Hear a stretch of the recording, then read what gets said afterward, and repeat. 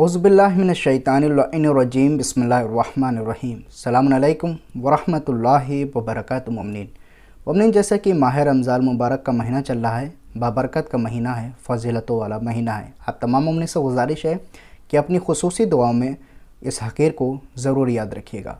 मुमिनीन, हम आप तमाम मुमिनीन की खिदमत में रोज़े के मुतालिक कुछ मसाइल पेश कर रहे हैं। मुमिनीन, आज का सवाल ये है कि माह रमज़ान मुबारक में रोज़ेदार के लिए इत्र का इस्तेमाल करने का क्या हुक्म है। मुमिनीन, इसके बारे में तमाम मरजाए कराम फरमाते हैं कि रोज़ेदार के लिए इत्र का इस्तेमाल करना मुस्तहब है, लेकिन खुशबूदार घास का सूंघना मकरूह है।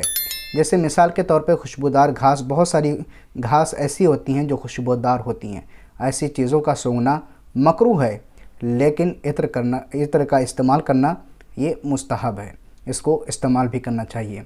फ़क़त वस्सलाम वरहमतुल्लाहि वबरकातुहू। मुमिनीन, अगर आप भी हमसे कोई अपना सवाल करना चाहते हैं तो हमारे कमेंट बॉक्स के ज़रिए से अपना सवाल हमसे पूछ सकते हैं।